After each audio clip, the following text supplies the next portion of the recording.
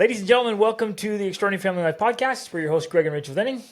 We just got back from another iconic, It's cliche now at this point. but typical for us, epic adventure. Bucket list adventure. Yeah. So we're, It sounds like totally cliche. Like we just had another bucket list adventure. another trip of a lifetime. Another trip of a lifetime. We do 2 to 3 a year. But when you think about all the things we did and experienced, I'm like, yeah, it was. It was amazing. It was amazing. So our little family trip getaway, and this one was interesting for us because we've been working so hard, like sun up to sundown. Actually, before the sun comes up and after the sun goes down, we've been working on getting our new resort up and ready. The Worldschool Family Resort and in it Portugal. is up and ready. So, little side note, you should all come stay here. You should come visit. Well, okay, so side note, I'm actually going to send out an email soon inviting people to apply to come stay for a month or two here at the resort. We're going to do even just a few weeks. We're going to do a sort of community type experience. We're going to have homeschooling together. We're going to do some shared activities, field trips. I want to go see the 3 ships. They have replicas of the Nina Pinta and Santa Maria, where because Columbus left for his journey to the Americas, just really close to us, 2 hours from here. Yep. So we want to go see that. Anyways, so lots of fun ideas I have in the works. Basically, it's going to be like, we've all heard for years about these study abroad experiences or student exchange, but basically it's a chance to bring your family. Family study and abroad. Do a little family study abroad. Yeah. Yep. Just so I'm excited about that. Totally different experience. And just come experience the awesomeness of southern Portugal. Mm-hmm. Love it. So come stay here. Anyways, we were working so hard on that for about 3.5 months. It was just go mm-hmm. hard. And we knew it'd be temporary. We're getting ready for the summer rush, and it is chock full.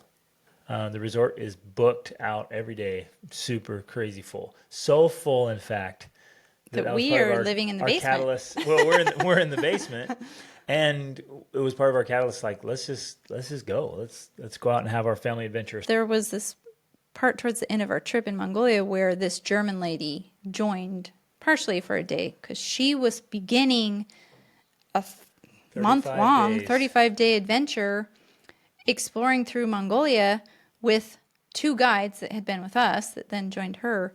But that was it. She has no one else. And this isn't, Greg and I don't try to be judgmental for the sake of being judgmental, but we do make judgments based on our understanding of human psychology and relationships and stuff. If you're doing a trip like that, it's most likely because you really don't have anyone in your life that you could do something like that with. And the contrast couldn't have been more palpable. Yeah, because it was actually huge. You and I are there with all of our, not all of our children, hands, 5 of our children. Experiencing this wonder together. 5 of our children with us, experiencing it all together. And all of this group of youth that were like lively and fun and playing. Amazing human beings. Yeah. It was one of our favorite trips. It was great. Solid people. So we're there with our friends. Yeah, another family came. There's just a great group of human beings all together, just embracing the joy and the wonder of adventure and travel and suffering and fun all together. And then to see her just alone. Mm-hmm. And I talked to her a little bit, and she just wanders the earth alone. Mm-hmm. And wow. Well, and of all the things I suffered when I was out on my own, the hunger and the fear and the desperation and the discouragement and all the pain and suffering and the doubt and the hopelessness and the helplessness, the worst thing I experienced was loneliness. Loneliness is horrible. Mm-hmm. It is. I think in some ways we could argue it's the supreme suffering. Mm-hmm. That's why solitary confinement is a thing for the worst people on the planet. What do they do to them? They lock them alone. Right. Like, it's horrible. And yet some of us inadvertently Have locked ourselves up. Yeah, we lock ourselves up. We choose our own solitary confinement. Most often, in my observation, because we don't figure out how to have good relationships. Yeah, we don't make the changes to stay in relationships, to Exactly. earn the companionship of another quality human being. Exactly. And that's so true because for too many people, they just view the problem being with, for example, the opposite sex, like men are the problem. Or we've heard people say, women are the problem. Being married is too hard. That's why I just got a dog instead. We've literally had people tell us those things. It's true. It is true. A dog is way easier than a wife. Exactly, right. Yeah. If I'm trying to avoid responsibility and pain and frustration And go for the easy path of living with a woman, right. yeah, I'll take I'm picking a dog all day long. That's why it's called man's best friend. Yeah, exactly. It's like, yeah, the dog's always happy to see you, even though you're lame. Right. Exactly. Yeah, even though you're angry, you can beat the dog. But a and the dog will woman wag its tail. is not. Yeah. She expects you to be more. She expects you to be your best self. Yeah. So that is the challenge of relationships. You're dealing with another person. And the problem is people want someone who will just love me the way I am. That is not what relationships are. No. Relationships will challenge you to become a better version of yourself. That's interesting. That's really good because that is another form of this avoiding responsibility.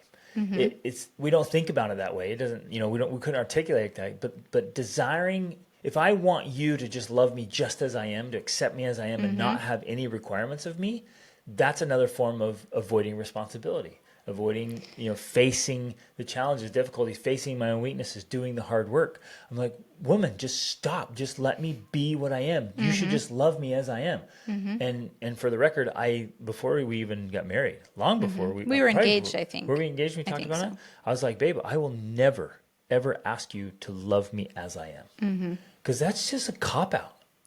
Well, it's just and a weak way to face life. It is another way that people lock themselves in solitary confinement because I think, if I could make up a little story about this German lady, because I really have no idea about her in particular, but, I can imagine that she's had relationships with men and expected them to just accept her for how she is and who she is with all of her, whatever her little things are. We'll call them idiosyncrasies. Right.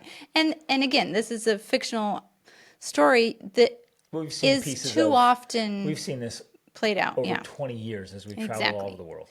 And the reality is, if you continue to live like that and to insist that others love you for the way you are, flaws and warts and all, that you never better yourself so that you can actually stay in a relationship with another person, because that's ultimately what is required. You have to make changes and you have to become a better version of yourself.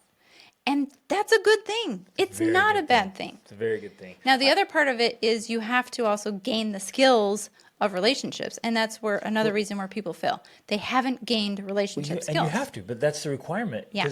Because if you get into a relationship, you either have to gain skills or you're going to suffer and it'll end. Right. Those really are the options. Exactly. You got two paths. If you want a relationship, you get into a relationship, you either better figure out how to do it well so it's tolerable and even enjoyable. Like if you want a phenomenal relationship, you have to just keep leveling up. Yeah. And then you're like, okay, this is great. If you can gain a small skill set and be like, we tolerate each other. Or you're just like, no, you will end up fighting, miserable, and separated. Right. Like whether it's a friendship or a marriage or whatever, or even with your own kids. If you don't figure this out, the end result is separation.